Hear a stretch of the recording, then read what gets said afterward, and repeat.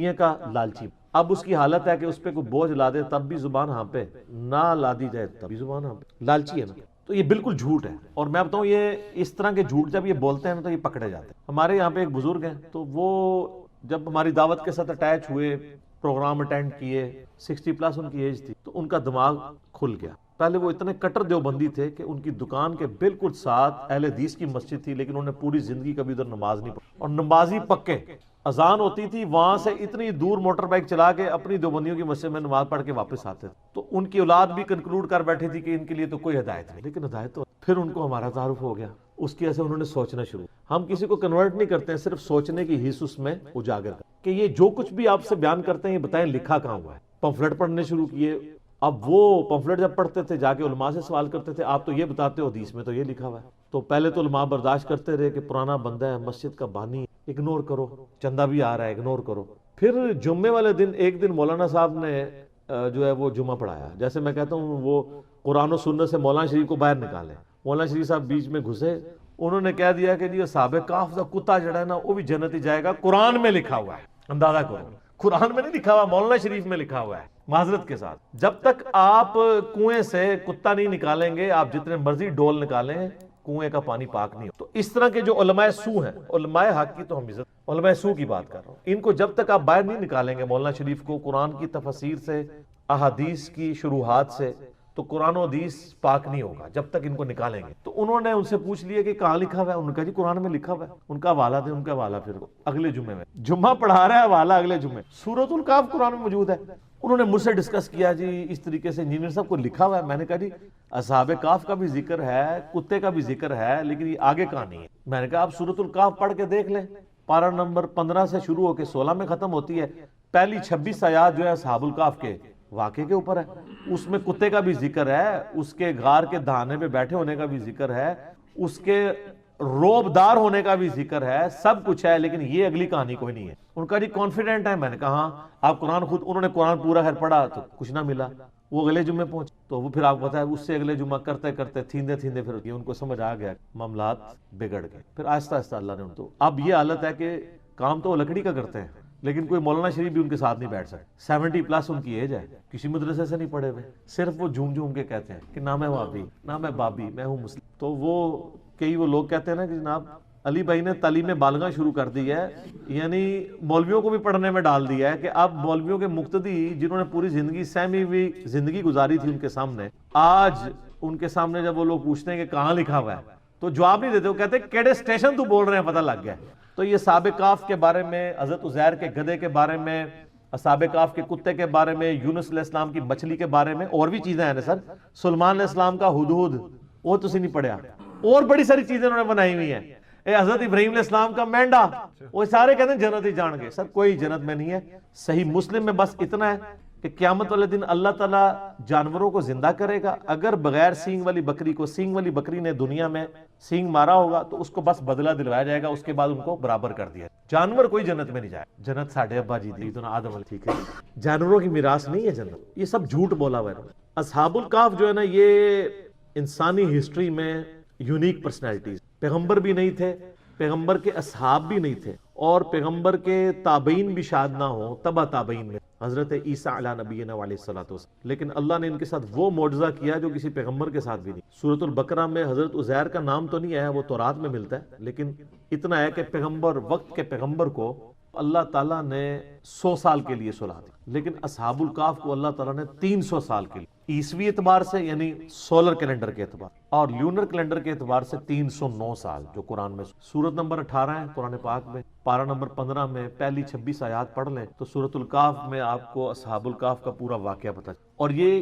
Christian tradition میں بھی 7 sleepers کے نام سے مشہور، 7 یعنی اللہ کے نیک بندے سونے والے، اور 8واں ان کا کتا تھا. کرسچنز بھی ان کو اولیاء اللہ کے طور پر مانتے. یہ سمجھ لیں حضرت عیسیٰ کے تبع تابعین میں سے حضرت عیسیٰ علیہ السلام کے رفع سماوی یعنی دنیا سے اٹھائے جانے کے آلموسٹ آپ سمجھ لیں 100 سال بعد کا یہ واقعہ ہے. 146 آج چل رہا ہے 2019 14 نومبر. قرآن حکیم میں اللہ تعالیٰ فرماتا ہے چند نوجوان تھے، بوڑھی ہڈیاں نہیں، بات کو چند نوجوان. اذ اول فتیۃ الی الکہف فقالوا ربنا آتنا من لدنک رحمتا وہیئ لنا من امرنا. چند نوجوان تھے جب انہوں نے ایک غار میں پناہ، اور وہاں انہوں نے دعا کی اے رب ہمارے آتینا من لدنک رحمہ، ہمیں اپنے پاس سے رحمت عطا فرما، اور ہمارے ہر معاملے میں کامیابی کی کوئی راہ نہیں۔ اتنی کامل دعا ہے۔ میں اکثر اپنے بھائیوں سے کہتا ہوں اس سب کانٹیننٹ کے معاشرے میں ہم نے اس کمزور سے پلیٹ فارم سے یہ جو دعوت لانچ کی ہے اور آج تمام مکاتب فکر پہ سارے بر اعظموں پہ جا کے چھا گئی ہے، اس کے پیچھے جو روح ہے وہ یہ دعا ہے۔ کیونکہ میں بھی اللہ تعالیٰ سے یہ دعا کیا کرتا تھا کہ اصحاب الکہف کے ساتھ انہیں غیر معمولی واقعہ کر دیا، پوری رومن امپائر بت پرست ہے اور 7 نوجوان اسلام قبول کرتے ہیں تو انہیں ان کے ساتھ معجزہ کیا۔ آج یہاں سب کانٹیننٹ میں بھی اکثریت دین کے نام پہ گمراہی ہے۔ ہماری آواز کیسے لوگوں تک پہنچ، ان مکاتب فکر تک جن کی کروڑوں فالور، لاکھوں مسجدیں، لاکھوں علماء ہیں، اس کے پیچھے یہ راز ہے کہ میں دعاؤں میں، اپنی تشہد کی دعاؤں میں، عام دعاؤں میں یہ دعا آپ دیکھتے ہیں، ہر درس قرآن سے پہلے میں پڑھتا ہوں ربنا آتینا کا رحمہ وہیئ لنا من امری۔ اس کے علاوہ بھی حضرت یونس علیہ السلام کی دعا لا الہ الا سبحانک انی، اور دعائیں۔ تو یہ اصحاب الکہف چند نوجوان تھے، توحید کی دعوت انہوں نے بادشاہ کے دربار میں کھڑے ہو کے انہوں نے اعلان کیا کہ ہم تجھے عبادت، تیری عبادت نہیں کریں گے، کیونکہ رومن امپائر میں اس وقت بت پرستی تھی اور اس ایمپرر کو خدا مانا جاتا۔ انہوں نے کہا تو بھی ہماری طرح کا انسان ہے، اپنے آپ کو نیند سے، کھانے پینے سے آزاد نہیں کر سکتا، ہم تیری عبادت کیوں کریں، ہم اس رب کی بات کریں گے۔ پھر پرسیکیوشن شروع ہوگی۔ اچھا ہے یہ ایلیٹ کلاس سے تھے، شاہی فیملی سے تعلق رکھنے والے یہ لوگ تھے۔ پھر ان کے دل میں اللہ نے بات ڈال دی کہ پہاڑ میں جا کے تاکہ ہم ان کے ظلم و ستم سے بچ سکیں۔ تو یہ ایک پہاڑ پہ چلے گئے، ایک غار میں۔ یہ پورا واقعہ قرآن پاک میں آیا۔ اللہ فرماتا ہے انہوں نے غار میں پناہ لی اور اللہ تعالیٰ فرماتا ہے ان کو ہم نے وہاں پہ تھپکی دے کے سلا دیا۔ ہائے ہائے ہائے، اللہ نے کہا میں نے تھپکی ان کے کانوں پہ تھپکی دی۔ اچھا یہ جو آیات ہے نا، جس کو رات کو نیند نہ آتی ہے وہ لوگوں کا تجربہ ہے، یہ والی آیات رات کو پڑھ کے تھپکی والی تو نیند آ جاتی، ظاہر تجربے سے ہے نا۔ کئی صحابہ کرام نے قرآن میں کئی وظائف ڈسکور کی۔ میرا مسلم شریف میں حدیث بھی ہے کہ نبی علیہ السلام نے فرمایا زمانہ جاہلیت کے بھی اگر ہیں اس طریقے کے دم مجھ پہ پیش کرو، اگر شرک نہیں تو کرتے رہو، تو اس سے تو بدرجہ اولا قرآن میں سے کسی نے کوئی چیز ڈسکور کر لی تو اللہ تعالیٰ فرماتا ہے ہم ان کی کروٹیں بھی بدلا دیتے تھے، بیڈ سول نہ ان کو ہو جائے، کروٹ بھی اللہ خود بدلاتا تھا۔ ظاہر ہے ایک جگہ لیٹے رہیں گے تو، حالانکہ یہ بھی معجزہ ہو سکتا تھا کہ لیٹے رہیں اور کچھ بھی نہ ہو، لیکن فزیکل فنومینا بھی ساتھ ساتھ چل رہے ہیں۔ اور اللہ نے فرمایا اس غار کا دہانہ ایسا تھا کہ ڈائریکٹ سورج کی روشنی نہیں آتی تھی، ٹیوب لائٹ آتی تھی، یعنی اس کا دہانہ آپ سمجھ لیں نارتھ کی طرف تھا، تو سورج یہاں سے ہوتا ہوا ادھر چلا جاتا تھا، ان ڈائریکٹ لائٹ آتی تھی، ڈائریکٹ لائٹ بھی نہیں آتی، وہ سوئے رہے۔ اور اللہ تعالیٰ ماتا ہے 300 سال، 309 سال تک، یعنی لیونر کیلنڈر کے مطابق، اور سولر کیلنڈر کے مطابق 300 سال بند۔ اور فرمایا ان کا ایک کتا ہے جو اس غار کے دہانے پر ہے، اور اس کی اتنی ہیبت ہے کہ اگر کوئی یعنی غار کے دہانے پہ جائے بھی نا تو اس کتے سے وحشت کھا کے وہ بھاگ جائے، وہ حفاظت کے لیے اللہ تعالیٰ۔ اب وہ کتا بھی ایسا تھا کہ وہ ایک جگہ تھا، بس اس کو اللہ تعالیٰ نے ایسے ہی سلا دیا، لیکن اس کا روب ایسا تھا کہ کوئی اس غار کے قریب بھی، اگر کوئی بولا بھٹکا وہاں پہ پہنچ بھی جائے، ورنہ تو جب تک سارے غار نہ جج کیے جائے پتہ نہیں چل سکتا۔ اور پھر کافروں نے یہ کیا کہ ان کے ناموں کی تختیاں لکھ کے ان کے اوپر سزا جو تھی وہ ایک تختی رقیم اسے کہا جاتا ہے، اصحاب الرقیم بھی انہیں کہا جاتا ہے، اس غار کا منہ بند کر کے وہاں پہ رکھ دی، اللہ تعالیٰ نے ان کو سلا دیا۔ وقت کے ساتھ ساتھ شکست و ریخ ہونا شروع ہوا، وہاں سے راستہ کھل گیا، اور اللہ کا کرنا یہ ہوا کہ اسی دوران رومن امپائر کا جو کانسٹنٹائن II تھا نا 337 عیسوی میں، اس نے مرتے مرتے عیسائیت، اب عیسائیت قبول کرنے کا مطلب یہ تھا کہ پوری رعایا نے عیسائیت قبول کر لی، پوری رومن امپائر کرسچن ہو گئی اس وقت کے مسلمان، یعنی حضرت عیسیٰ علیہ السلام کے اٹھائے جانے کے 300 سال کے بعد، ورنہ ان 300 سالوں میں عیسائیوں نے بڑے ظلم اٹھائے ہیں ان بت پرستوں کے ہاتھ، وہ تو ایک پوری داستان ہے۔ تو اب وہ جب اٹھے تو وہ آپس میں کلام کرنے شروع ہو گئے کہ ہم کتنی دیر سوئے ہیں، دن یا دن کا کچھ حصہ، ان کو آئیڈیا نہیں ہوا، کیونکہ علم غیب نہیں تھا اس زمانے میں ان کو پتہ، حضرت عزیر علیہ السلام کو نہیں پتا چلا میں 100 سال سویا رہا ہوں، تو اللہ تعالیٰ نے ان کو سلا دیا۔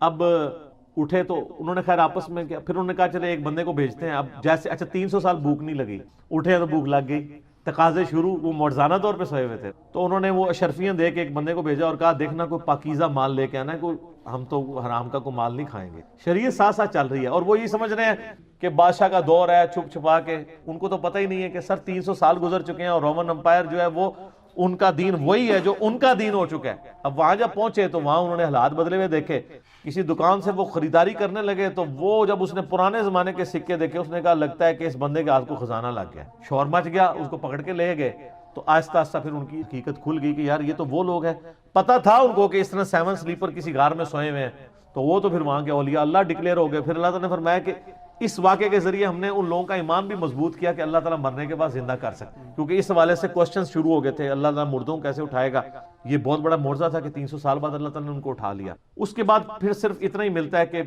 لوگوں نے یعنی ارادہ کیا، بعض لوگوں نے کہا کہ اس پہ ہم مسجد بنائیں گے، یہ کریں گے، بعض نے کہا یہ کریں گے. بہرحال ان کی غالب اکثریت انہی کی تھی جنہوں نے اس پہ مسجد بنا لی، جس سے وہ مزارات پہ مسجد کا ثبوت بھی لیتے ہیں، اور اس پہ میں نے کلپ ریکارڈ کرا کے اس کا جواب بھی دیا. آج میں اس مزے کو تیکھا نہیں کرتا، اس ٹاپک کو میں چھوڑتا ہوں. بال پھر انہوں نے یار دعا کی، قرآن میں تو بس اتنا ہی ملتا ہے، اور اللہ تعالیٰ نے ان کی پھر وہاں سے روح نکال لی، فوت ہو گئے. لیکن وہ کرسچن ٹریڈیشن میں اولیاء اللہ کے طور پہ مشہور. ابھی بھی آپ دیکھیں قرآن کے تاریخی مقامات پہ لوگوں نے کبھی کسی غار کو ڈکلیئر کرتے ہیں، وہ اب کسی کو نہیں پتا وہ کون سا غار ہے. بعض لوگوں نے تو ان کی ہڈیاں بھی نکالی ہوئی ہیں کہ یہ جی ان کی ہڈیاں، اللہ کو پتا ہے کدھر ہے.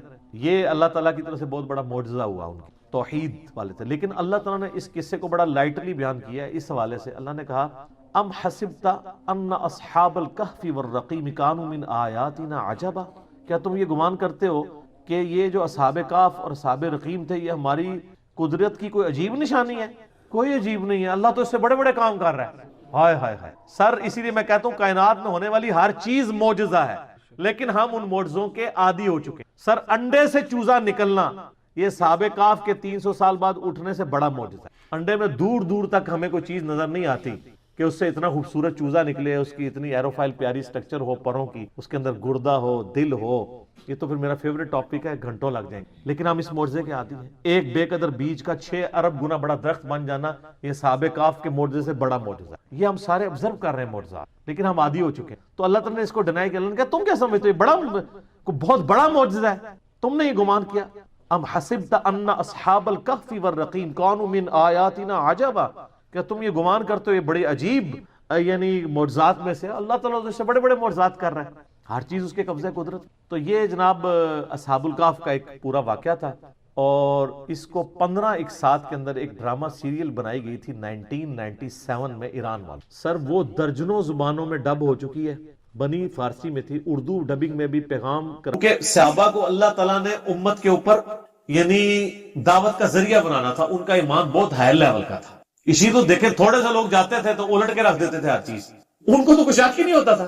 سر جن اصحاب نے نبی علیہ السلام کے مبارک انگلیوں سے پانی کے چشمے جاری ہوتے ہوئے دیکھیں، ان کے ایمان کا لیول کو کر سکتا ہے؟ ان کو کبھی اللہ اور اس کے رسول کے بارے میں وسوسہ بھی نہیں آئے گا. صحیح بخاری مسلم میں موجود ہے کہ 1500 صحابہ نے پانی پیا صلح حدیبیہ کے موقع پہ، جانوروں کو پلایا اور سٹور کر لیا. اور جابر بن عبداللہ کہتے ہیں ہم 1,00,000 بھی ہوتے نا تو حضور کی جو انگلیوں سے پانی نکلا تھا وہ زیادہ تھا. صحیح بخاری میں حدیث ہے، عبداللہ ابن مسعود کہتے ہیں ہم نبی علیہ السلام کے ساتھ کئی بار کھانا کھاتے تھے تو ہم کھانے کے لقموں میں سے تسبیح کی آواز سنتے تھے. آپ امیجن کریں کہ آپ چاول کھا رہے ہیں اور چمچ منہ کے قریب آئی ہے تو چمچ میں سے آواز ہے سبحان اللہ و بحمدہ سبحان اللہ العظیم. اور زمانہ وہ ہو جب کوئی ٹیپ ریکارڈر بھی نہیں ہے، آج کی ٹیکنالوجی کی بات نہیں ہو رہی، تو ان اصحاب کا پھر لیول کس لیول پہ ہو. اسی لیے تو آپ دیکھیں نا جب مسلمان جاتے تھے نا کسی سے ٹکرانے کے لیے تو وہ کہتے تھے کہ ہم وہ قوم لے کے آئے ہیں کہ جتنا تم شراب سے اور دنیا سے محبت کرتے ہو اس سے زیادہ ان کو اپنی موت سے محبت ہے. آپ امیجن کریں کہ لوگوں نے، ہم تو اپنی بیوی بچے چھوڑ کے دوسرے شہر میں نہیں جاتے. آپ امیجن کریں کہ جو لوگ جنگ قادسیہ میں پرشین امپائر کے خلاف لڑنے کے لیے گئے ہیں سعد بن ابی وقاص کی قیادت میں، 8,500 مسلمان اس میں شہید ہوئے ہیں کئی ہاتھیوں کے نیچے آ کے. آج ان 8,500 کا ڈیٹا ہمارے پاس نہیں ہے، صرف ایک فگر پتا ہے. ان کی بیویاں بھی تھیں، ان کے بچے بھی تھے، ان کے ماں باپ بھی تھے. اور جب وہ پرشیا جا رہے تھے آخری ملاقات ہی کر کے گئے ہوں گے، کوئی انٹرنیٹ نہیں، کوئی فون نہیں، یہ بھی نہیں پتا کہ واپس آنے کے لیے. اور اللہ کے ساتھ ان کی کمٹمنٹ کیسی تھی. وہ کہتے تھے خیر ہے، ہم تو خیر یہ کہانی کے طور پہ ہی کہہ رہے ہوتے ہیں، ایمان اگر ہو تو ہم ایسی ہماری زندگی نہ گزرے. ان کو پتا ہوتا تھا کہ یار خیر ہے، ہم مریں گے، کچھ عرصے بعد ہمارے بیوی بچے بھی مر کے ہمارے پاس ہی آ جائیں گے تو اللہ کے حضور جنت میں ملیں گے. ہم صرف سبحان اللہ ہی کہتے ہیں، ہمارا یقین ایسا نہیں ہوتا. آپ دین کے لیے تھوڑا سا وقت زیادہ لگا دیں تو بیویاں ناراض ہو جاتی ہیں، کدھر رہ گئے تھے. اور وہی بندہ اگر یہ کہے کہ میں آج وہ 3-4 ذرا بھاری گاہک آگے تھے اس کی وجہ سے رکنا پڑ گیا، تو نہ بیوی ماشاءاللہ ملک شیک بھی بنا کے سامنے رکھے گی کہ میرا خامد بڑی محنت کر کے آیا ہے. سر چیک کر لیں.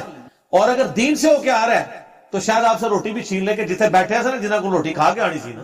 یہ 2 معیار ہیں ہمارے دین اور دنیا کے اعتبار. اور پھر بھی ہم کہتے ہیں کہ جناب غلامی رسول میں موت بھی قبول ہے. موت قبول ہے بس، اور کچھ بھی قبول نہیں ہے، اس لیے کہ موت کی نوبت ہی نہیں آنی، وہ تو دے کے جانے دینے والے. ٹھیک ہے نا جی، موت تو وقت پہ آنی ہے، کہاں اپنا ٹائم دینا ہے، ٹائم دینا اصل میں مسئلہ ہے. تو یہ یعنی ان لوگوں کی کمٹمنٹ تھی، اس وقت ایسے ایکسپیرینسز ہو جایا کرتے تھے. تو سورۃ الکاف جمعے والے دن پڑھیں، فضیلت ہے. جمعرات والے دن مغرب سے لے کے جمعے کی مغرب سے پہلے پہلے کسی بھی وقت آپ پڑھ سکتے ہیں، ٹھیک ہے نا. یہ جو بھی وظائف ہوتے ہیں نا اسلام میں، جب دن کی بات ہو رہی ہوتی ہے نا تو دن سے مراد وہ پورے 24 گھنٹے ہوتے ہیں. اسلام میں 24 گھنٹے سٹارٹ ہوتے ہیں ایک مغرب سے اگلی مغرب تک. اچھا آپ کو بتاؤں، آج بھی مدینہ شریف میں گھڑی لگائی ہوئی ہے انہوں نے روزہ شریف میں، وہ باب ابو بکر کی طرف، اس کی ٹائم روزانہ آگے ایک بندہ سیٹ کرتا ہے، وہ مغرب سے مغرب 24 گھنٹے چلتے ہیں. ٹھیک ہے، ظاہر روزانہ سیٹ ہی کرنی پڑے گی نا اس اعتبار سے. تو باقی گھڑیاں جو ہیں وہ ہمارے شمسی اعتبار سے چل رہی ہوتی ہیں. تو جتنے وظائف آتے ہیں نا کہ یہ فلاں کام جمعے والے دن کرنا ہے، تو جمعے کے دن سے مراد ہے ایون یہ غسل والا معاملہ بھی. اگر کوئی جمعے کے دن کو غسل نہیں کر سکتا تو جمعے اور جمعرات کی درمیانی رات کو غسل کر لے. اصل میں یہ کہ ہفتے میں ایک دن، مسلم شریف کی حدیث ہے کہ ہر مسلمان پہ، ہر مسلم پہ ہفتے میں ایک دن غسل کرنا واجب ہے، جس میں وہ اپنے جسم کا میل دور کرے. وہ آپ کسی بھی دن کر سکتے ہیں، لیکن سب سے بہتر ہے کہ آپ جمعے والے دن کریں. ویسے مسلمان تو آپ کو پتا ہے پانی کی مچھلی ہے، مسلمان کا تو گزارا ہی نہیں ہوتا غسل کے بغیر. ٹھیک ہے، اصل کے ٹائم پہ میں اس وقت پڑھ رہا تھا کہ سعودی آ گیا میرے کو سوچا یہ اس کا کوئی فائدہ نہیں ہے، یہ جمعے سے پہلے پڑھیں. نہیں وہ تو آپ کلیئر ہو گیا نا. سعودیہ والوں کو تو سعودیہ والے اب خود یہاں ای میل کر کے دین سیکھ رہے ہوتے ہیں. صحیح بات، میں آپ کو صحیح بتا رہا ہوں. مان لی جائے نا تو 99% احادیث صرف درود کے بارے میں، سلام کے بارے میں نہیں ہے. مثلا صحیح مسلم میں جو حدیث ہے، جو شخص اذان کا جواب دے اس کے بعد مجھ پر درود پڑھے، تو جو ایک دفعہ درود پڑھے گا اللہ اس پہ 10 رحمتیں نازل فرمائے گا. اور پھر آپ علیہ السلام نے فرمایا اس کے بعد اللہ کے حضور میرے لیے الوسیلہ والی دعا مانگے تو میری شفاعت اس کے لیے حلال ہو جائے گی. اس میں سلام تو ہے نہیں ہے، وہاں تو کسی نے اللہ کے نبی علیہ السلام کو مشورہ نہیں دیا کہ آپ یہ ناقص بات کیوں کر رہے ہیں، درود والی آپ کو سلام بھی ساتھ کہنا چاہیے. خام خواہ یہ انٹرچینجبل الفاظ ہیں، جس طرح اردو میں بھی خوش و خرم. درود اور سلام، درود کیا ہے؟ ہم یہ ویسے فارسی زبان کا لفظ ہے، عربی میں صلاح دعا ہے، دعائے رحمت نبی علیہ السلام کے لیے. اور سلامتی کیا ہوتی ہے؟ وہ بھی دعائے رحمت ہی ہوتی ہے. یعنی ایک انداز ہے دونوں اعتبار سے، نبی علیہ السلام پہ کوئی درود پڑھے یا سلام پڑھے، بات تو ایک ہے. سنن نسائی میں حدیث ہے جو مجھ پر ایک دفعہ درود پڑھتا ہے اللہ تعالیٰ اس پہ 10 دفعہ رحمت نازل فرماتا ہے، اور جو ایک دفعہ سلام پڑھتا ہے اللہ تعالیٰ اس پہ 10 دفعہ سلامتی نازل فرماتا ہے. آپ نے کبھی اس کو آپس میں کمپیئر نہیں کروایا. جامعہ ترمذی میں حدیث ہے قیامت والے دن سب سے زیادہ میرے نزدیک وہ ہوگا جس نے دنیا میں سب سے زیادہ مجھ پہ درود پڑھا ہوگا، اس میں سلام کا ذکر ہی کوئی نہیں موجود ہے. جامعہ ترمذی میں ایک حدیث ہے جس کی سند کمزور ہے، لیکن اس کی صحیح سند المستدرک للحاکم کے اندر ہے، فضل الصلاۃ علی النبی کے اندر موجود ہے کہ نبی علیہ السلام ایک دفعہ مسجد میں تشریف لائے تو ممبر کی پیری سیڑھی پر قدم رکھا، فرمایا آمین، دوسری پہ رکھا فرمایا آمین، تیسری پہ رکھا فرمایا آمین. صحابہ نے کہا ہم نے آپ کو آج وہ عمل کرتے ہوئے دیکھا جو پہلے نہیں دیکھا. تو آپ نے فرمایا کہ جبرائیل علیہ السلام میرے پاس آئے تھے اور انہوں نے کہا کہ یا رسول اللہ میری دعا کے اوپر مہر لگائیں، آمین کہیں کہ ہلاک ہو جائے وہ شخص جس کے سامنے آپ کا ذکر ہو اور وہ آپ پر درود نہ پڑھے. اللہم صلی علی محمد وعلی آل محمد. ایک مجلس میں ایک دفعہ پڑھ لینا کافی ہوتا ہے، ہر دفعہ پڑھیں تو بہت اچھی بات ہے. تو میں نے کہا آمین. دوسری سیڑھی پہ قدم رکھا تو اس نے کہا کہ ہلاک ہو جائے وہ شخص جس کو ماں باپ دونوں یا دونوں میں سے کوئی ایک بڑھاپے کی حالت میں ملے اور ان کی خدمت کر کے جنت نہ کما سکے. تو میں نے کہا آمین. اور تیسری سیڑھی پہ اس نے کہا کہ جو شخص رمضان کا مہینہ پائے اور اللہ سے اپنی مغفرت نہ کروا سکے وہ بھی تباہ و برباد ہو جائے. تو میں نے کہا آمین. تو وہاں پہ بھی درود کے الفاظ ہیں. جامعہ ترمذی میں مولا علی علیہ السلام نے حدیث روایت کی ہے کہ نبی صلی اللہ علیہ وآلہ وسلم نے فرمایا اصل میں کنجوس وہ شخص ہے جس کے سامنے میرا ذکر ہو اور مجھ پر درود نہ پڑے. اللہم صلی علی محمد وعلی آل محمد. سنن نسائی کے اندر حدیث موجود ہے، نبی علیہ السلام نے فرمایا جو مجھ پر ایک دفعہ درود پڑھتا ہے اللہ تعالیٰ اس پہ 10 رحمتیں نازل فرماتا ہے، اس کے 10 گناہ معاف کر دیتا ہے، اس کے 10 درجات بلند فرما دیتا ہے، اس کے لیے 10 نیکیاں لکھ دیتا ہے. وہاں پہ بھی درود کے الفاظ ہیں. سنن نسائی میں ایک اور حدیث ہے، زید ابن خارجہ کو نبی علیہ السلام نے فرمایا کہ مجھ پر درود کو لازم کر لو اور اپنی دعاؤں میں درود پڑھا کرو اور کہا کرو اللہم صلی علی محمد وعلی آل محمد. یہ میرا وظیفہ بھی درود شریف مختصر ترین درود ابراہیمی کا پہلا حصہ. اس میں تو حضور علیہ السلام نے سلام کا ذکر ہی نہیں کیا اور آپ فرما رہے ہیں دعا کے ساتھ درود پڑھو. تو آگے سے صحابی نے کہا کہ سلام نہیں پڑھوں گا تو اللہ کے حکم کی نافرمانی ہو جائے گی اور میں گستاخ ہو جاؤں گا تو میری دعا کہاں سے قبول ہوگی. کہانیاں کروائی ان لوگوں نے. درود کے الفاظ ہیں. جامعہ ترمذی میں ایک حدیث موجود ہے، ایک شخص آیا، اس نے نماز پڑھی اور ڈائریکٹ اللہ سے مانگنا شروع کر دیا. آپ نے فرمایا اس نے جلدی کی. ایک اور سائل آیا، اس نے پہلے اللہ کی حمد بیان کی، پھر درود پڑھا اور پھر اللہ سے مانگا. تو آپ نے فرمایا سل تعطا، سل تعطا، مانگ تجھے دیا جائے گا، مانگ تجھے دیا جائے گا. اور دوسرے شخص کو حضور نے بلا کے کہا کہ پہلے اللہ کی حمد بیان کرو، پھر مجھ پہ درود پڑھو، اور پھر اللہ سے مانگو. یہ دعا کا سلیقہ ہے. وہاں پہ بھی سلام کے الفاظ موجود نہیں ہیں. سر 99.99% احادیث میں صرف درود کے الفاظ ہیں. سلام کے بھی ہیں لیکن بہت کم حدیثوں میں. سنن نسائی میں حدیث ہے، زمین پہ اللہ کے فرشتے سیاحت کرتے ہیں، میرے امتیوں کا سلام میرے تک پہنچاتے ہیں، جو ہم نماز میں بھی پڑھتے ہیں، السلام علیکہ ایھا النبی. ہاں قبر رسول پہ پڑھیں تو وہ لادہ درجے کی ایک فضیلت ہے. وہ سنن ابی داؤد میں حدیث ہے، جو کوئی شخص مجھ پہ سلام پڑھے گا، امام ابو داؤد نے اسے قبر رسول کی حاضری والے چیپٹر میں لیا ہے، اللہ میری روح لوٹا دے گا، میں اس کے سلام کا جواب بھی دوں گا. یعنی یہ برزخی معاملہ ہے، اور روح کا لوٹنا بھی برزخی، ورنہ روح داخل کرنے اور نکلنے سے تو تکلیف ہوتی ہے. یہ برزخی معاملہ ہے. اور اگر وہ کہتا ہے نہیں یہ فزیکل ہے، تو کیا نبی علیہ السلام کے سلام کے جواب دینے کی آواز ہمیں باہر آتی ہے؟ نہیں. تو ہمارا بھی وہاں تک پہنچنا برزخی ہے، ان کا بھی ہم تک پہنچنا برزخی ہے. تو وہ قبر رسول کی حاضری کے لیے یہ اسپیشل پروٹوکول ہے. وہاں پہ ہم عرض بھی کرتے ہیں، المصنف ابن ابی شیبہ میں ہے، سنن الکبریٰ البیہقی میں موجود ہے، الموطا امام مالک میں موجود ہے، فضل الصلاۃ علی النبی 4 کتابوں میں، کہ عبداللہ بن عمر جب بھی سفر پہ جاتے یا واپس آتے تو مسجد نبوی میں 2 نفل پڑھتے، اس کے بعد قبر رسول پہ حاضر ہو کے عرض کرتے السلام علیکہ یا رسول اللہ. پھر سیدنا ابو بکر کی قبر کے سامنے آ کے السلام علیکہ یا ابا بکر، اور پھر السلام علیکہ یا عمر، یا السلام علیکہ یا ابتا، اے میرے باپ تجھ پہ سلام ہو. تو وہاں پہ سلام عرض کرتے تھے. تو درود اور سلام دونوں انٹرچینجبل الفاظ ہیں، ایک دوسرے کی جگہ لیتے ہیں. یہ اگر کوئی کسی جگہ پر درود پڑھنا ہے، وہاں پہ کوئی درود اور سلام میں سے کوئی ایک چیز بھی پڑھ لے تو وہ کافی ہو جاتا ہے. تو ہم یہی تو کر رہے ہوتے ہیں. مجھے بتائیں، حضرت عیسیٰ علیہ السلام کا جب نام آتا ہے تو بہت کم دفعہ ہم کہتے ہیں علیہ الصلاۃ والسلام. اکثر ہم کیا کہتے ہیں؟ عیسیٰ علیہ السلام، ابراہیم علیہ السلام. لیکن محمد علیہ السلام آپ نے بہت کم سنا ہوگا، کیونکہ وہاں ہم صلی اللہ علیہ وآلہ وسلم کہہ رہے ہوتے ہیں. ادروائز یہاں پہ بھی محمد علیہ السلام بھی کہہ سکتے ہیں ہم، کوئی حرج نہیں ہے. تو یہ خام خواہ ان چیزوں کو یہ ایشو بناتے ہیں اور پھر لوگوں کے اوپر فتوے لگاتے ہیں. اور انہوں نے یعنی چیزیں ڈیوائز کی ہوئی ہیں، اور وہ کہتے ہیں جی اب جو بندہ جمعے کے بعد مصطفیٰ جان رحمت پہ لاکھوں سلام نہیں پڑھتا تو وہ اس کے دل میں بغض رسول ہے. دیکھیں اندازہ کریں. یعنی اس کا تو مطلب یہ ہے کہ کل کو میں کوئی مسجد بناؤں اور اس میں اپنا لکھا ہوا کوئی نعتیہ کلام وہاں پہ جاری کر دوں ہر نماز کے بعد، جس میں نبی علیہ السلام کی تعریف ہو، اور جو کوئی شامل نہ ہو، میں کہوں یہ گستاخ رسول ہے. پھر ہمیں مصطفیٰ جان رحمت پہ لاکھوں سلام سے کوئی چڑ نہیں. میں تو یہاں پڑھوایا ہے اسٹیج سے کئی دفعہ. اس کے بعد اشعار تو بہت ایکسٹراآرڈنری اشعار ہے. چند ایک چیزوں سے ہمیں بھی اختلاف ہے. نعت کے طور پہ آپ ضرور پڑھیں. وہ صحیح مسلم میں حدیث ہے کہ حسان ابن ثابت جو تھے وہ نبی علیہ السلام کے لیے نعت پڑھا کرتے تھے. باقاعدہ نعت اشعار موجود ہیں، اور بخاری اور مسلم دونوں میں حدیث ہے اے اللہ روح قدس کے ذریعے حسان کی مدد فرما، جس طرح کہ عیسیٰ ابن مریم کی ہوئی تھی. نبی علیہ السلام تو دعا کرتے تھے نعت پڑھنے والوں کے لیے. نعت کے طور پہ ضرور پڑھیں، لیکن جب آپ کسی چیز کو اجتماعی عبادت کی شکل دیں گے اور اسے کسی جگہ فکس کریں گے، جس طرح انہوں نے ہر نماز جمعہ کے بعد صلاۃ السلام کھڑے ہو کے یوں پڑھتے ہیں اور اسے فکس کر لیا اس اعتبار سے، اور کھڑے ہو کر صلاۃ السلام ایک دائرہ بنا کے، اور جو نہیں پڑھتا اس کو کہتے ہیں اس کے دل میں بغض ہے. حالانکہ ان سے پوچھے کہ صحابہ کرام صلاۃ السلام اس طرح جمعے کے بعد پڑھتے تھے ہیں؟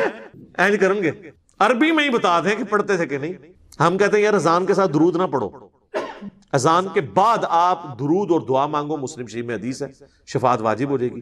پہلے کیوں پڑھتے ہو؟ اس کا حصہ کیوں بنا دیا ہے؟ وہ کہتے ہیں ہم وقفہ کر لیتے ہیں، اور وقفہ بھی کرتے ہیں جب بجلی ہو، جب بجلی آف ہو، اسپیکر بند ہو، تو بغیر صلاۃ السلام کے ہی اذان دے دیتے ہیں، کیونکہ وہ کسی اور کو سنا رہے ہوتے ہیں. تو کہتے ہیں جی کیا ہوا اگر ہم نے پہلے بلا لیا؟ تو ہم کہتے ہیں کیا حضرت بلال نے صلاۃ السلام پڑھا تھا؟ ہیں؟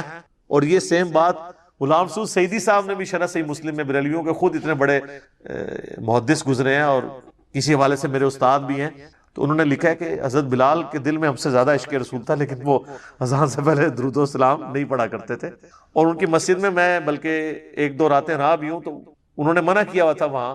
کبھی کبھار وہ اپنے مکتب فکر کے شر سے بچنے کے لیے 3-4 دن بعد نا ایک دفعہ درود پڑھوا لیتے تھے، وہ بھی بعد میں. ویسے وہ اذان کے ساتھ درود نہیں پڑھواتے تھے. تو ہم جب کہتے ہیں تو وہ فوراً فتویٰ لگاتے ہیں. وہ کہتے ہیں نہیں بغض ہے جبھی تو منع کر رہے ہیں نا. ٹائم کوئی اللہ نے بتایا نہیں ہے. اگر اللہ نے ٹائم نہیں بتایا تو جب مرضی پڑھیں. تو سر پھر ہم آپ سے عرض کریں گے کیا آپ مسجد میں جاتے وقت ٹوائلٹ کی دعا پڑھیں گے، یا ٹوائلٹ میں جاتے وقت دعا پڑھتے ہوئے ساتھ دروشی بھی پڑھیں گے؟ تو خود ہی ان کو سمجھ آ جائے گی بات کی کہ ہر چیز کا ایک وقت ہے. یہ تو اسی طریقے سے ہے، دروشی کا اگر کوئی وقت نہیں ہے تو پھر آپ قیام کے اندر سورہ فاتحہ کی جگہ دروشی پڑھنا شروع کر دیں گے، اپنی مطلب سے چیزوں کو اپنی مرضی سے چینج کریں گے. تو آپ حدیث سن لیں جامعہ ترمذی کے اندر عبداللہ بن عمر کے سامنے ایک شخص کو چھینک آئی, اس نے کہا الحمدللہ والسلام علی رسول اللہ, تمام تعریفیں اللہ کے لیے اور سلام ہو نبی صلی اللہ علیہ وآلہ وسلم پر. اچھا الصلاۃ والسلام نہیں انہوں نے پڑھا. یہ کہتے ہیں نا درود سلام کے بغیر ناقص ہے, تو سلام تو درود کے بغیر اس سے بڑا ناقص ہوگا, کیونکہ اصل چیز تو درود ہے, تو انہوں نے تو نہیں پڑھا. تو عبداللہ بن عمر نے کہا میں بھی پڑھتا ہوں الحمدللہ والسلام علی رسول اللہ عام حالت میں, لیکن یہاں چھینک کے ساتھ میں نہیں پڑھتا. یہاں ہمیں نبی علیہ السلام نے صرف تعلیم فرمایا الحمدللہ یا الحمدللہ علی کل حال, تم وہی کہو جو نبی علیہ السلام نے تعلیم فرمایا. تو اس نے 295 سی نہیں لگوائی عبداللہ بن عمر کے اوپر کہ آپ درود کے منکر ہیں, آپ نہیں مانتے درود شریف کو. ان کی تربیت نبی علیہ السلام نے کی تھی. بخاری اور مسلم دونوں میں حدیث ہے, ایک صحابی کو آپ صلی اللہ علیہ وآلہ وسلم نے رات کے وقت وضو کے بعد سونے سے پہلے ایک دعا تعلیم کی. اس میں الفاظ تھے بِنَبِيِّكَ الَّذِي أَرْسَلْتَ, میں ایمان لایا اس پر جو میرے نبی کے ساتھ, تیرے نبی کے ساتھ اے اللہ نازل ہوا. تو اس نے اس دعا کو ریپیٹ کرتے ہوئے پڑھ دیا بِرَسُولِكَ الَّذِي أَرْسَلْتَ. بہتر الفاظ استعمال کیے, سپرلیٹو ڈگری ہے رسول. رسول تو صرف 315 ہے, باقی تو 1 لاکھ سے زیادہ انبیاء ہی ہیں. تو آپ فرمایا تم نے میرے الفاظ کیوں چینج کیے, وہی کہو جو میں نے کہا ہے. تو اس نے آگے سے نہیں کہا کہ یا رسول اللہ میں نے تو بہتر ڈگری لگا دی ہے, تو آپ قبول کر لیں, اس کو بدعت حسنہ کے طور پہ قبول کر لیں. آپ علیہ السلام کو پتا تھا کہ الفاظ نہ چینج کریں گے تو پھر معاملات خراب ہوں. اچھا پھر ان کے پاس ایکسکیوز باقی رہ کے وہ رہ جاتا ہے, وہ دیکھیں جی منع کہاں ہے. اس کا بھی ہم نے ان کو جواب دیا ہے کہ منع تو ہو گیا نا جب جنرلی آپ علیہ السلام نے فرما دیا. صحیح مسلم میں 2005 نمبر حدیث امام جعفر نے امام باقر سے اور امام باقر نے جابر بن عبداللہ سے روایت کی رضی اللہ عنہم اجمعین و علیہم السلام اجمعین کہ نبی علیہ السلام ہر خطبے سے پہلے کہتے تھے اما بعد فإن خیر الحدیث کتاب اللہ وخیر الہدی ہدی محمد صلی اللہ علیہ وآلہ وسلم وشر الامور محدثاتها وکل محدثۃ بدعہ وکل بدعۃ ضلالہ وکل ضلالۃ فی النار. کچھ الفاظ مسلم کے ہیں, کچھ سنن نسائی کے, کچھ ترمذی کے. آگاہ ہو جاؤ سب سے بہترین کلام اللہ کی کتاب ہے, سب سے ہدایت یافتہ راستہ محمد صلی اللہ علیہ وآلہ وسلم کا ہے. بدترین کام وہ ہیں جو دین میں خود سے داخل کرتی ہے, اور وہ تمام کام بدعتیں ہیں, تمام بدعتیں گمراہیاں ہیں, اور تمام گمراہیاں آگ میں لے جانے والی ہیں. اللہم اجرنا من النار, آمین. تو اب حضور آپ کو کیسے منع کرے, آپ جنرل کہہ رہے ہیں کہ میں نے جو تعلیم کیا اس سے ہٹ کے آپ نے نہیں کرنا. بخاری اور مسلم دونوں میں حدیث ہے من احدث فی امرنا ھذا فہو رد, جس نے ہمارے دین میں جو ہم نے تعلیم کیا ہے کوئی بات نہیں داخل کر دی وہ مردود ہے. اگر کوئی کہے گا نا میں فجر کے 3 فرض پڑھوں گا, ایک فالتو ہی ہے, مردود ہو جائے گی. اچھا 2 کی بجائے 1 پڑھنے سے مردود نہ تو سمجھ آتی ہے, 2 کی بجائے 3 پڑھنے سے مردود کیوں ہو جائے گی؟ کیونکہ نبی علیہ السلام کے پیٹرن سے ہٹ. عبادت کی قبولیت کے لیے پہلی شرط عقیدے کا درست ہونا, دوسری شرط نبی علیہ السلام کے طریقے پہ ہونا, اور تیسری شرط اخلاص بھی ہو, اللہ کے لیے ہو رہا ہو, دکھلاوے کے لیے نہیں. پھر نبی علیہ السلام کا طریقہ چھوڑ دیا تو پھر آپ کی کہاں سے عبادت قبول ہونی ہے؟ پھر بھی ان کو سمجھنا ہے. پھر میں ان کو اینٹی وینم الزامی جواب پھکی جسے میں پنجابی میں کہتا ہوں وہ دیتا ہوں کہ اچھا یہ بتاؤ کہ جنازے کی اذان منع کہاں ہے؟ وہ کہتے ہیں جی نبی علیہ السلام نے دی نہیں ہے. یہ تو کوئی ایکسکیوز نہیں ہے. اذان کیا برا کام ہے؟ نیکی کا کام ہے, کرو. بخاری مسلم میں حدیث ہے اذان کی آواز سن کے شیطان کی ہوا خارج ہو جاتی ہے اور وہ بھاگ جاتا ہے. تو آپ کو جو بعد میں قبر پہ جا کے آپ اپنی اذان خود سے دیتے ہیں شیطان کو بھگانے کے لیے, جنازے کے وقت بھی بھگائیں نا. تو کہتے ہیں نہیں جی وہ تعلیم نہیں کی نبی علیہ السلام نے. تو پھر آپ کی اپنی ڈیفینیشن خود ہی خراب ہو گئی نا. ہم بھی یہی کہتے ہیں جو تعلیم نہیں کی وہ نہیں کرنا, اور کچھ زیادہ کوئی چتر بننے کی کوشش کرتے ہیں. وہ کہتے ہیں جی یہ جنازے دی اذان وہ ہوندی ہے جڑا بچہ پیدا ہوتا ہے نا اس ٹائم کانج دیتی جاتی ہے. ایڈی لمبی کہانی بنا دے جے. یہ کس آیت اور حدیث میں لکھا ہوا ہے کہ یہ وہ والی اذان ہوتی ہے؟ اذان کا مقصد ہمیشہ نماز کے اعتبار سے لوگوں کو بلانا ہوتا ہے. تو اس کا تو مطلب ہے کہ جب بچے کے کان میں اذان دی جائے تو سپیکر میں دیا کریں تاکہ سارے گھر آپ کے پہنچ جائیں اور کہیں جی آج جنازہ پڑھنا آیا ہے دسو کہ دھونا ہے. پھر اس طرح کی گلاں ہون گے جو آپ اسی دیا گے نا, نان سینس باتیں کرتے. عید کے لیے میں نے بات کی, وہ کہتے ہیں جی دیکھیں جی بخاری مسلم میں آتا ہے کہ نبی علیہ السلام عید کی اذان نہیں دیا کرتے تھے, صرف جماعت ہوتی تھی. تو اس میں منع تو کہیں نہیں لکھا ہوا کہ آپ منع کرتے تھے, کیونکہ آپ تو کہتے ہیں جو اللہ کے نبی نے کیا یا نہیں کیا, اگر وہ اچھا کام ہے اور منع نہیں کیا تو جائز ہے, تو عید کی اذان دے نا. تو کہیں گے نہیں, تو یہاں پہ بھی آپ یہی سمجھیں. تو یہ بدعت کو سمجھیں, یہ بہت سینسٹیو ایشو ہے. اس طرح تو ہر شخص اپنی مرضی کا دین ڈیوائز کرنا شروع کر دے گا. وہ کہتے ہیں نہیں جی ایک حدیث ہے صحیح مسلم کے اندر کہ جس نے اسلام میں اچھی بدعت جاری کی اسے ثواب ملے گا, اور جتنے لوگ عمل کریں گے اس کا ثواب بھی ملے گا. جس نے بری بدعت جاری کی تو اس کا وبال اس پہ ہوگا, اور جتنے لوگ عمل کریں گے ان کا وبال بھی اس پہ پڑے گا. سر یہ کہیں مسلم شریف میں ان الفاظ کے ساتھ نہیں ہے, یہ الفاظ ہیں سنت حسنت اور سنت سیئۃ، جس نے اچھی سنت جاری کی اور جس نے بری سنت جاری کی. اچھا طریقہ، سنت مانے طریقے کے. اور یہ پوری حدیث جو ہے یہ بیان نہیں کرتے، اس میں خود ہی کلیئر ہو جائے گا کہ نبی علیہ السلام کے پاس کچھ نیو مسلم آئے جن کے پاؤں میں جوتیاں بھی نہیں تھیں اور غربت کے آثار ان پہ نمایاں تھے. نبی صلی اللہ علیہ وآلہ وسلم نے خطبہ دیا مسجد کے اندر نماز کے بعد، اور اس میں آپ علیہ السلام نے قرآن پاک سے جو ہے وہ انفاق فی سبیل اللہ سے متعلق آیات تلاوت کی اور ترغیب دلائی. تو لوگ اپنے اپنے گھروں کو گئے تاکہ ان نیو مسلمز کی مالی مدد کریں. تو ایک شخص گیا، وہ اتنا بڑا جو ہے نا وہ بھر کے نا بورا، صحابہ کہتے ہیں بڑی مشکل سے وہ گھسیٹتا ہوا لا کے مسجد کے سین میں اس نے رکھا. تو اس کو دیکھ کے باقی لوگوں کو بھی ہمت ہوئی، اپنے گھروں سے سامان لے کے آئے. تو نبی علیہ السلام نے اس شخص کے بارے میں فرمایا جس نے اسلام میں اچھا طریقہ جاری کیا، اسے ثواب ملے گا، اور جتنے لوگ اس کو دیکھ کے کریں گے اسے بھی ثواب ملے گا. تو یہ مسجد میں لا کے اللہ کی راہ میں خرچ کرنا، اس میں کون سی بدعت ہوئی تھی؟ یہ طریقہ تھا. آج اس طریقے کی ماڈرن فارم ہو سکتی ہے، آپ آن لائن کسی مدرسے کے اکاؤنٹ میں پیسے ٹرانسفر کرتے ہیں. تو یہ تو نبی علیہ السلام کے زمانے میں نہیں تھا. لیکن مسجد یا مدرسے کی خدمت کرنا مال کے ذریعے تو صحابہ کی سنت تھی. سیدنا عثمان نے 3 دفعہ جنت کی بشارت اسی کے اوپر پائی ہوئی ہے. طریقہ بدل گیا. طریقے تو بدلتے رہیں گے. نبی علیہ السلام نے اونٹ پہ حج کیا، ہم جو ہے وہ جہاز پہ جاتے ہیں. طریقہ بدلا لیکن عبادت کا طریقہ نہیں بدلا.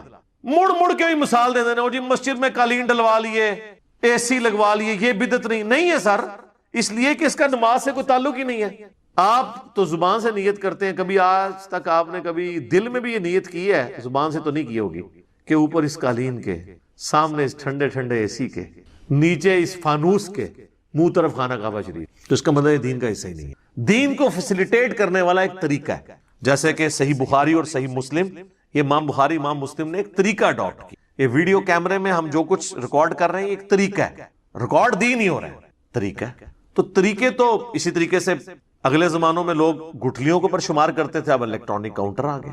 ایک اچھا طریقہ ہے. تو اسلام میں اس طرح کے طریقے جو جاری ہوئے ہیں ان کے اوپر بشارت ہے، اور برے طریقے اگر کوئی جاری کرے گا تو ظاہر ہے اس کے اوپر وبال ہوگا.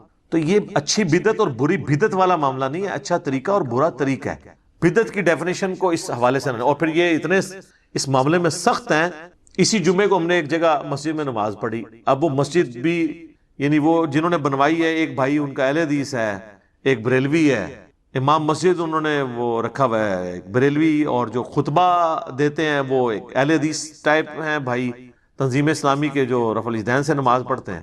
تو نماز پڑھ کے ہم نکلے ہیں تو انہوں نے جناب سپیکر آن کر کے ایک بچہ کھڑا کر کے 2 بندے کھڑے کر کے مصطفیٰ جان رحمت اللہ کو سلام شروع کر دیا، اور عجیب و غریب نظروں سے باقیوں کو دیکھ رہے ہیں کہ یہ لوگ پڑھ نہیں رہے ہیں.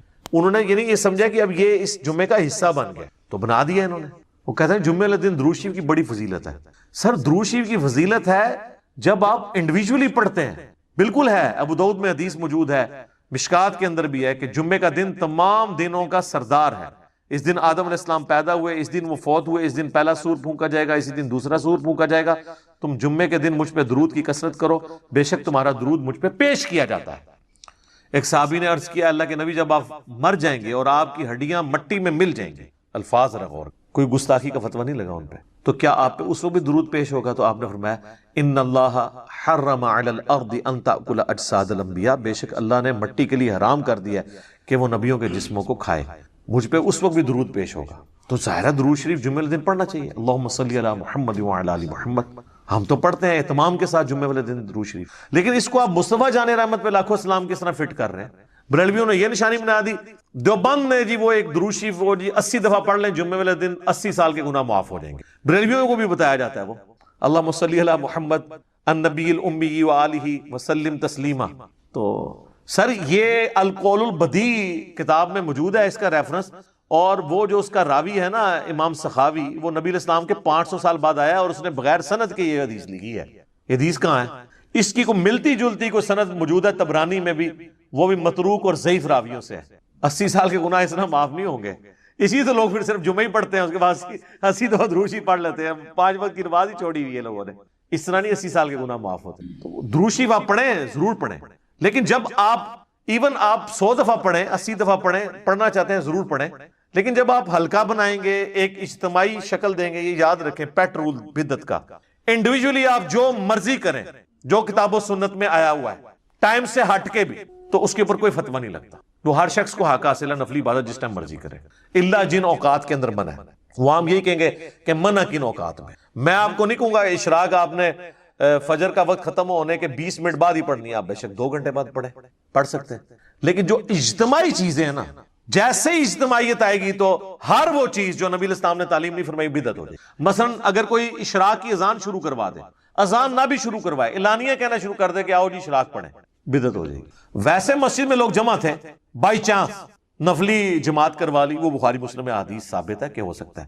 لیکن اسپیشلی روزانہ بیٹھنا, بندوں کو اکٹھا کر کے اشراق پڑھوانا جماعت کے ساتھ, بدعت. انڈیویجول آپ کریں, انڈیویجولی آپ تسبیح پہ پڑھیں, گٹھلیوں پہ پڑھیں, کوئی حرج نہیں ہے. ابو داؤد میں حدیث ہے, ایک صحابیہ پڑھ رہی تھی, نبی علیہ السلام نے اس کو منع نہیں کیا, بلکہ آپ نے کہا اس سے آسان وظیفہ تعلیم فرماتا ہوں, ہمارے نزدیک گٹھلیوں پہ پڑھنا جائز ہے, آپ تسبیح بھی پڑھ سکتے ہیں. لیکن اگر آپ بندے اکٹھے کر لیں اور آگے ایک چادر بچھا کے گٹھلیاں رکھ لیں اور اجتماعی اس کو شکل دے دیں تو اس کے اوپر بدعت کا فتویٰ لگ جائے گا. اور یہ میں بدعت کا فتویٰ اپنی طرف سے نہیں لگا رہا, سنن دارمی میں اتنی رکت انگیز حدیث ہے المقدمہ کے اندر, مقدمے کے اندر, سنت کی اہمیت کو اجاگر کرنے کے لیے. اور امام دارمی وہ ہیں جن سے آلموسٹ 70 احادیث امام مسلم نے لی ہیں. امام مسلم کے استاد ہیں امام دارمی. اور کتب ستہ کے بعد جس کتاب کا نمبر ہے نا, الموطا امام مالک اور مسند احمد کو چھوڑ کے, وہ سنن دارمی ہے. اس کے مقدمے میں یہ روایت موجود ہے, بریلویوں نے چھاپی بھی ہوئی ہے, آپ خود پڑھ لیں. کوفے کی جامع مسجد کے اندر کچھ لوگ بیٹھ کے گٹھلیوں کے اوپر پڑھ رہے ہوتے ہیں سبحان اللہ, الحمدللہ, لا الہ الا اللہ, اللہ اکبر. سر اس سے افضل کوئی وظیفہ ہی نہیں ہے. صحیح مسلم میں حدیث ہے کہ جن چیزوں پہ سورج طلوع ہوتا ہے نا, مجھے ان کلمات سے بڑھ کر کوئی اور عزیز چیز نہیں ہے. جن پہ بھی سورج طلوع ہوتا ہے, یعنی دنیا اور جو کچھ اس کے اندر ہے سے بڑھ کے مجھے محبوب ہے سبحان اللہ والحمدللہ ولا الہ الا اللہ واللہ اکبر. یہی تسبیح فاطمہ میں بھی الفاظ ہیں. تو ابو موسیٰ اشعری رضی اللہ تعالیٰ عنہ نے مسجد میں دیکھا کہ اس طرح, تو ایک بندہ بولتا ہے جی پڑھو 100 دفعہ سبحان اللہ. لوگ 100 دفعہ سبحان اللہ پڑھتے ہیں اور وہ اپنی گٹھلیاں پھینکتے ہیں. اب ان کو یہ عجیب لگا, انہوں نے بجائے کو فتویٰ لگانے کے نا وہ عبداللہ ابن مسعود کے گھر آئے اور کہا کہ حضرت, وہ اس لیے بھی کہ عبداللہ ابن مسعود حضرت عمر کے یہ دور کی بات ہے, حضرت عمر کے دور میں وہ چیف جسٹس بھی تھے اور دین کو زیادہ جانتے تھے. تو یہ حضرت عمر یا حضرت عثمان کے دور کی بات ہوگی, کیونکہ حضرت علی کا زمانہ تو خلافت کا نہیں پایا. ابن مسعود 33 ہجری میں فوت ہوئے ہیں. تو عبداللہ ابن مسعود کو انہوں نے آگے کہا کہ آج میں نے مسجد میں ایسا کام ہوتے ہوئے دیکھا ہے جو میں نے نبی علیہ السلام یا ان کے صحاب میں تو نہیں دیکھا. تو ان کا کیا, ان کا یہ ہو رہا ہے. تو انہوں نے کہا کہ تم نے ان کو یہ کیوں نہیں کہا کہ اپنے بیٹھ کے گناہ شمار کرو, یہاں بجائے یہ گٹھلیاں شمار کرنے کے اپنے گناہ شمار کرو. انہوں نے کہا کہ میں ابو عبد الرحمن, میں آپ کے پاس اسی لیے آیا تھا کہ میں آپ سے آ کے اس حوالے سے ڈسکس کروں. تو وہ جناب ابن مسعود کہتے ہیں میں تمہارے ساتھ مسجد میں جاتا ہوں. جا کے دیکھا انہوں نے, غصے میں آئے, وہی الفاظ جو اکثر آپ کو عمر سیریز میں بھی, وہی تباہ ہو جو تمہارا ستیہ ناس, ابھی تو اللہ کے نبی کے کپڑے بھی پرانے نہیں ہوئے, آپ صلی اللہ علیہ وآلہ وسلم کے برتن بھی نہیں ٹوٹے اور آپ کے ساتھی بھی مر نہیں گئے سارے, اور اے امت محمدیہ تم نے اس طرح کی خرافات دین میں بدعات داخل کر دی ہیں تم. انہوں نے کہا کہ ہم تو سبحان اللہ الحمدللہ ہی پڑھے. انہوں نے کہا بیٹھ کے اپنے گناہوں کو شمار کرو, یہ طریقہ نبی علیہ السلام کا نہیں ہے تعلیم کیا ہوا, اپنی اپنی عبادت کرو. اور پھر ابن مسعود نے ایک جملہ بولا, وہ میں سمجھتا ہوں ان کی کرامت ہی ہے. انہوں نے کہا مجھے تو لگتا ہے تم میں سے اکثر لوگ, شاید اللہ کو بہتر پتہ ہے, مجھے تو لگ رہا ہے کہ دین سے ہی پھر جائیں گے. اور وہی ہوا. وہ اسی حدیث کے اندر وہ تابعی کہتے ہیں اللہ کی قسم میں نے ان میں سے کئی لوگوں کو نہروان کے مقام پر خوارج کی طرف سے مولا علی کے خلاف لڑتے ہوئے دیکھا. مجھے یاد آیا کہ ابن مسعود نے صحیح کیا, وہ خارجی ہو گئے.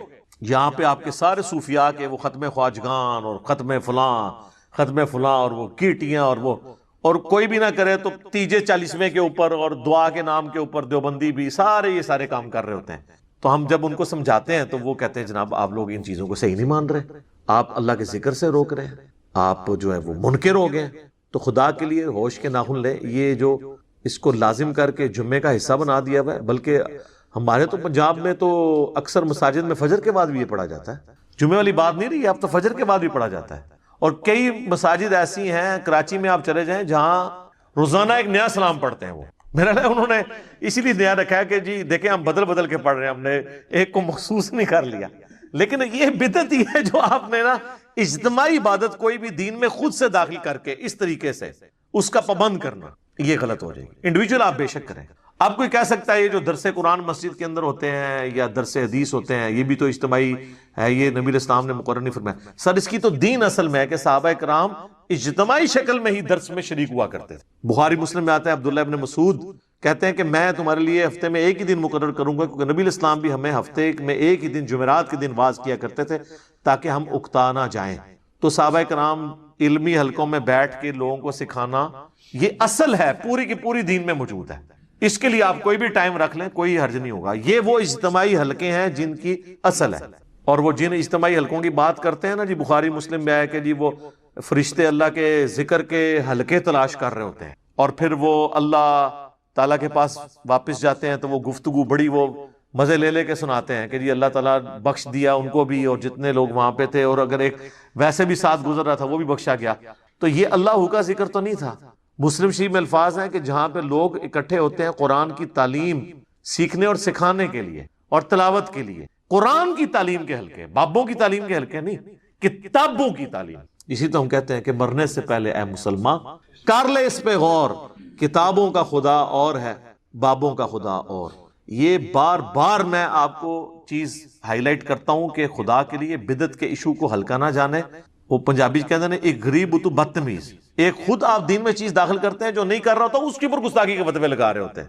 تو آپ دین میں یہ جو چیزیں انجیکٹ کر رہے ہیں، ظلم تو آپ نے کیا ہے۔ نبی علیہ السلام نے جب واضح فرما دیا ہے کہ من احدث فی امرنا ھذا فہو رد، تو مردود ہوگا۔ تو اچھا طریقہ اور بدعت، اس میں فرق رکھنا ہے، کیونکہ یہ ساری ان چیزوں کی پلی لیتے ہیں اور وہ کہتے ہیں جناب جو پرنٹنگ پریس پہ قرآن چھپ رہا ہے، یہ بدعت نہیں ہے۔ یہ بدعت اس صورت میں ہوگی جب قرآن ایسا چھپے جو اللہ کی طرف سے نازل نہیں ہو۔ جب وہی ہے تو آپ جس مرضی طریقے سے کریں۔ اس کا تو مسلم شریف کی جو میں نے حدیث بتائی کہ اسلام میں اچھا طریقہ جاری کرنے والے پہ ثواب ملے گا۔ ہم یہ ویڈیو کیمرے میں ریکارڈنگ کروا رہے ہیں، یہ ایک اچھا طریقہ ہے۔ قرآن و سنت کے سافٹ ویئرز بنے ہوئے ہیں، یہ اچھا طریقہ ہے۔ ان کو ان چیزوں کے ساتھ میچ نہ کریں اور لہٰذا کسی پہ فتوے نہ لگائیں، اور پیار اور محبت کے ساتھ جو بندہ تنگ کرتا ہے نا، اس سے کوئی بحث کرنے کی بجائے میری یہ ویڈیو اس کو پیار محبت سے شیئر کروائیں کہ یار ایک بار یہ دیکھو تو صحیح کہ ایشو کیا ہے۔ اصل میں صلاۃ و سلام سے کسی کو چڑ نہیں ہے، مسئلہ یہ ہے کہ آپ وہ چیزیں اسلام کے اندر داخل کر رہے ہیں کہ جن کی اصل موجود نہیں ہے۔ میں آپ کو ایک مزے کی بات بتاؤں، یہ بات ہے 2000 کی یا 1999 کی نا، ہم دعوت اسلامی کا ایک مدنی قافلہ لے کے نا قائد اعظم یونیورسٹی گئے اسلام آباد۔ تو اس وقت کٹر ظاہر ہے، ہم سبز پگڑی باندھتے تھے۔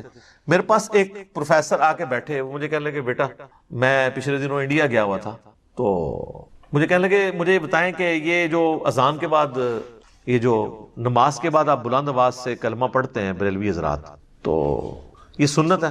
تو میں نے کہا نہیں جی یہ تو کوئی سنت نہیں ہے۔ میں نے کہا میں تو پڑھتا ہی نہیں ہوں۔ اور آپ کو بتاؤں حیران کن بات، فیضان مدینہ کراچی جہاں الیاس قادری صاحب ہزاروں لوگوں کو لے کے بیٹھے ہوتے ہیں مدنی چینل پہ، وہاں نماز کے بعد کلمہ نہیں ہوتا، پن ڈراپ سائلنس ہوتی ہے، کوئی کلمہ نہیں پڑھا جاتا۔ میں نے الیاس قادری صاحب کے پیچھے 1999 میں بالکل پیچھے ان کی امامت میں پہلی صف میں کھڑے ہو کے کتنی نمازیں پڑھی ہیں۔ ابھی بھی جا کے کوئی چیک کرنا چاہتا ہے کر لیں۔ لیکن پنجاب میں دعوت اسلامی کے کئی مراکز ہیں، وہاں پہ کلمہ ہو رہا ہے، پتہ ہے ان کو کہ یہ غلط ہے، کہ جو لوگ لیٹ ہو جاتے ہیں ان کی نماز ڈسٹرب ہو جاتی ہے، لیکن نہیں، روک نہیں سکتے۔ یہ ہمارے کالا دیو والی جتنی مسجدیں ان کے انڈر آتی ہیں، یہ جو کوٹلی والے پیر ہیں کشمیر والے، کشمیر میں ان کی سینکڑوں مساجد ہیں، کہیں پہ کلمہ نہیں اونچی آواز سے پڑھا جاتا۔ تو وہ پروفیسر صاحب مجھے کہنے لگے کہ جی اب وہ ان پہ تو ویسی پڑ گئی نا۔ میں نے جب بات کی میں نے کہا یہ تو کوئی نہیں، ہم تو نہیں پڑھتے۔ تو کہنے لگے میں یہی آپ کو بتانے لگا تھا کہ میں باقاعدہ بریلی اعلیٰ حضرت کے مزار پہ میں نے حاضری دی ہے، اور وہاں ان کی جو اپنی مسجد ہے اعلیٰ حضرت کی، جہاں ان کی اولاد نمازیں وغیرہ پڑھاتی ہے، جو مدرسہ ہے منظر الاسلام، وہاں پہ تو نماز کے بعد کلمہ نہیں اونچی آواز سے پڑھا جاتا۔ تو پھر بریلوی خود بھی کیا بریلوی ہیں؟ یہ سوچنے کی بات ہے کہ بس ایویں سن سنا کے سنی، جس کو میں کہتا ہوں ٹنی، پڑھ پڑھا کے سننی نہیں۔ میں کہتا ہوں جی اعلیٰ حضرت کی تعلیمات میں کئی باتیں ایسی ہیں جن پہ یہ عمل کر لینا تو باقی مکاتبہ فکر کے ساتھ کئی اختلافات ختم ہی ہو جائیں۔ احکام شریعت میں اعلیٰ حضرت نے لکھا ہے کہ نبی علیہ السلام کی مبارک جالیوں کے بارے میں کہ ان کو آپ چھو نہیں سکتے۔ عام قبر کے بارے میں لکھا ہے اس کے سامنے حد رکوع جھک نہیں سکتے، قبر کو چومنا، وہ کہتے ہیں چومنے میں اختلاف ہے لیکن میرے نزدیک بہتر ہے کہ چوما بھی نہ جائے، حد رکوع جھکا بھی نہ جائے، اس کو ہاتھ بھی نہ لگایا جائے۔ تو یہ قبروں کو چومنے چاٹنے والے سارے لوگ کون ہیں؟ تو تعلیمات کو، اور اعلیٰ حضرت نے کوئی اسلام جاری نہیں کیا کہ بھی انہوں نے کہا کہ میری مسجد میں جو ہے مصطفیٰ جان رحمت پہ لاکھوں سلام پڑھا جائے۔ اب باقی انہوں نے وصایا شریف میں کہا تھا کہ میری میت کے ساتھ جو ہے نا وہ پڑھا جائے، وہ کعبے کے بدرود ہو جا تم پہ کروڑوں درود، وہ والا سلام، یہ والا اس میں پھر بھی نہیں ہے۔ لیکن یہ بھی مطلب میں ویسے انفارمیشن کے طور پہ بتا رہا ہوں، یہ نہ تسی کہو کہ جی یہ شروع کرا دینے جڑا اعلیٰ حضرت تو ثابت ہے. اعلیٰ حضرت سے نہیں ثابت دیکھنا، وہ آپ نے حضرت محمد صلی اللہ علیہ وآلہ وسلم سے ثابت دیکھنا ہے، جن کو آپ اعلیٰ نہیں کہتے ہیں، صرف حضرت محمد. فرق دیکھ لینا، وہ صرف حضرت محمد، یہاں اعلیٰ حضرت. میں کئی بار سنتا ہوں، آپ دیکھیں یہ اپنے علماء کے ناموں کے ساتھ اتنی لمبی لمبی